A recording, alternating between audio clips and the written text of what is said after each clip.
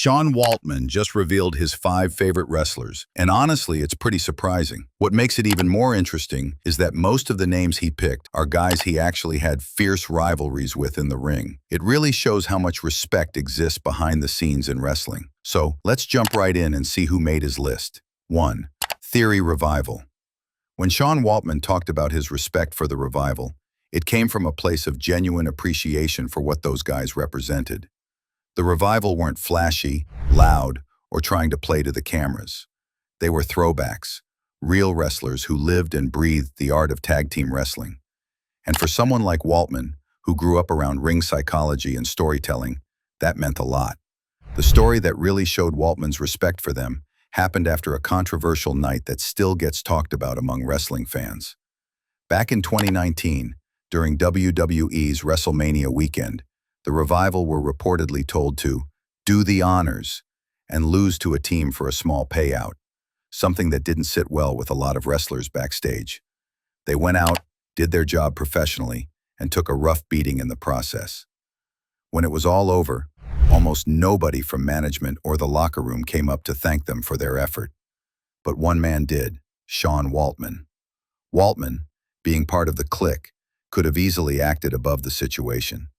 He'd been part of that elite circle with Triple H, Kevin Nash, Scott Hall, and Shawn Michaels, guys who defined an era. But instead, he went out of his way to show the Revival respect. He reportedly told them that what they did reminded him of the old-school wrestlers, the ones who cared about making the match look real and protecting the integrity of tag team wrestling. That gesture, though small, meant everything to Dash and Dawson. Waltman later spoke highly of the Revival on his X-Pac 1 2360 podcast, calling them one of the best tag teams in the world. He loved that they didn't rely on gimmicks or over-the-top moves. They just wrestled. He compared them to legendary teams like the Brainbusters and the Hart Foundation, saying they brought back the grit and storytelling that wrestling had lost over the years. That's why Waltman respected them so much, not just for their talent, but for their mindset. They reminded him of a time when wrestling was about passion and pride, not politics. And by taking the time to thank them after a tough night, he showed that real respect in wrestling doesn't come from fame or titles. 2. El Generico. Sean Waltman's match with El Generico was one of those moments that quietly reminded fans why Waltman was so respected in the business. It wasn't a flashy WWE storyline or a nostalgia act. It was just two incredible wrestlers from different generations going out there to prove that passion and skill transcend eras. This happened in 2011 at a pro wrestling guerrilla event, one of the most beloved independent promotions known for putting on dream matches. At the time, Waltman had already been long removed from his prime years with WWE and DX. Many thought he was past the point of being able to hang with the younger, faster stars of the indie scene. But that night, he proved everyone wrong. Facing El Generico, who was already earning a reputation for being one of the best independent wrestlers in the world, Waltman showed that his love for wrestling was as strong as ever. The match itself was pure storytelling, competitive, emotional, and filled with respect.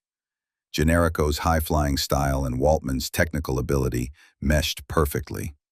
What stood out most wasn't just the athleticism, but the chemistry between them. You could feel that mutual respect, the kind that comes when two performers push each other to be their absolute best. Waltman, despite being the veteran, didn't try to overshadow Generico. Instead, he made him look like a star, which says a lot about his humility and love for the craft. After the match, Waltman spoke openly about how much he admired El Generico's talent and work ethic. He said Generico reminded him of what wrestling was truly about. Fans in attendance that night could see it too. When the match ended, the crowd gave both men a standing ovation. For Waltman, that night meant more than just another match. It was proof that he could still go toe-to-toe with one of the best young wrestlers of the new generation. Generico, in turn, praised Waltman for his professionalism and willingness to give everything he had in the ring. That encounter became a moment of mutual recognition, the veteran proving he still had it, and the rising star earning the respect of one of wrestling's most beloved performers. 3. Smuggling Bret Hart. Sean Waltman has faced many legends throughout his career, but when it comes to pure wrestling, one name stands above the rest for him: Bret the Hitman Hart. Waltman has said multiple times that his 1994 match against Bret on WWF Monday Night Raw was the greatest match of his entire career, and it's not hard to see why. That night wasn't just a contest between two wrestlers, it was a test of everything Waltman had worked for up to that point.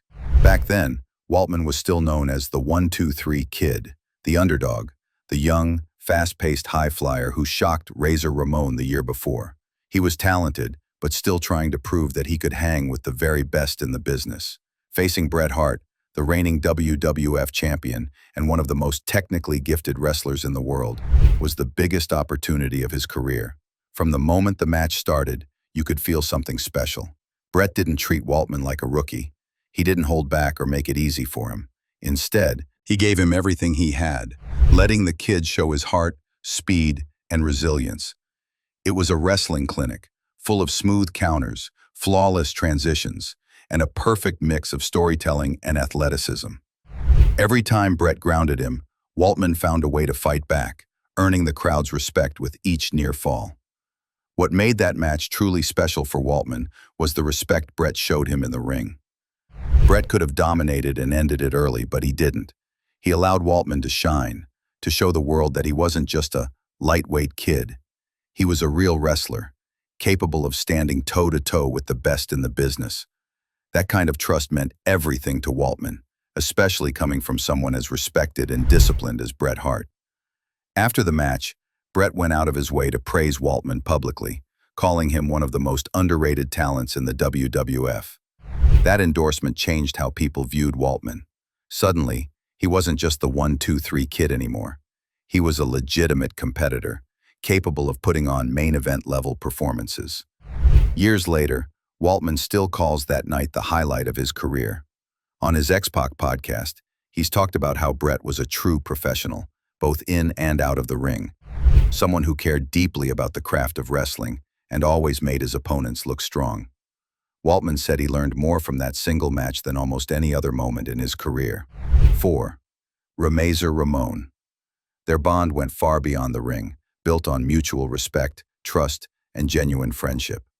But it all started with a single night that changed everything for Waltman. The night he defeated Razor Ramon on Monday Night Raw in 1993. At that point, Waltman was still a relatively unknown wrestler in the WWF. He was young, skinny, and hardly considered a threat to someone as powerful and charismatic as Razor Ramon, who was already one of the company's top stars. The idea that this 1-2-3 Kid could actually beat Ramon seemed ridiculous.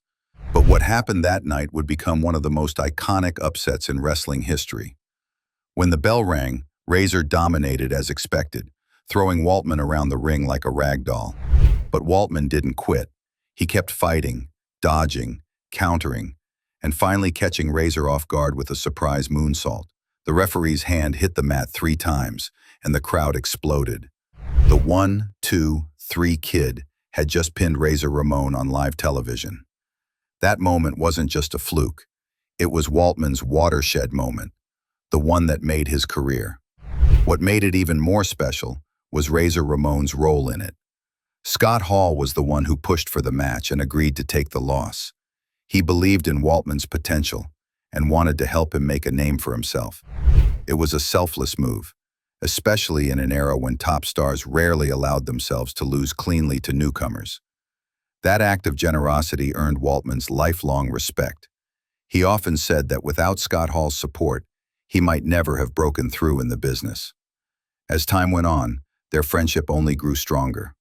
When both men joined WCW in the mid-1990s, they became part of one of wrestling's most famous groups, The Clique, alongside Kevin Nash, Shawn Michaels, and Triple H. Later, Waltman joined Hall again in the NWO Wolfpack, where their chemistry shined both in the ring and behind the scenes. Off camera, their bond was just as real. Waltman has often talked about how close they were, like brothers. He was one of the people who stood by Hall during his personal struggles and honored him after his passing in 2022, saying he lost not just a tag team partner, but family. For Sean Waltman, beating Razor Ramon launched his career, but knowing Scott Hall changed his life. Hall gave him his first big break, treated him as an equal, and stood by him through every high and low. That's why Waltman still calls that match and that friendship one of the defining parts of his entire journey. 5.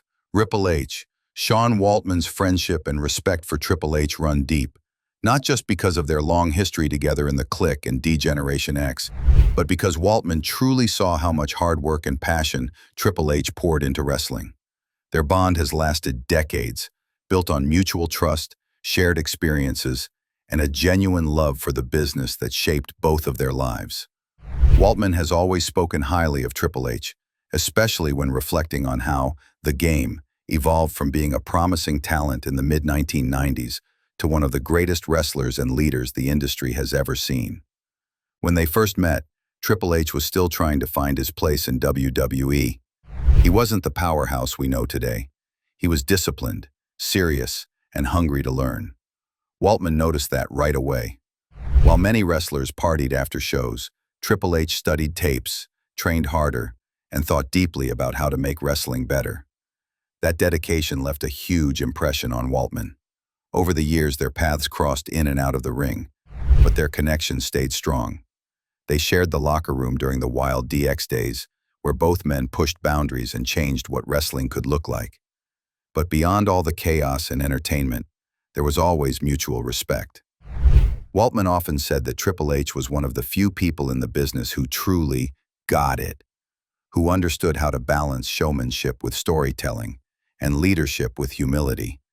That respect reached a touching moment years later, when Waltman saw everything Triple H had accomplished, not just as a wrestler, but as the man who helped shape the future of WWE. After Triple H's health issues and eventual retirement, Waltman told him something straight from the heart. "You deserve all this, and the fans deserve you." It was a powerful moment, because it summed up everything Waltman felt about his friend. He'd seen Triple H's journey from the ground up, the setbacks, the grind, the pressure of carrying an entire company on his shoulders, and he knew how much of himself Triple H had given to wrestling. Those words weren't just flattery, they were gratitude. For Waltman, Triple H isn't just a Hall of Famer or a fellow DX member. He's one of the most dedicated, selfless people he's ever worked with. He respects him not just for his success, but for how he earned it, through years of hard work, sacrifice, and an unwavering love for the fans and the business. And that's why, even today, Waltman continues to speak of Triple H with the kind of admiration that only comes from a true friend who's seen it all firsthand. And that wraps up today's video, guys. Don't forget to hit that like button, subscribe to the channel, and we'll catch you all in the next one. Bye for now.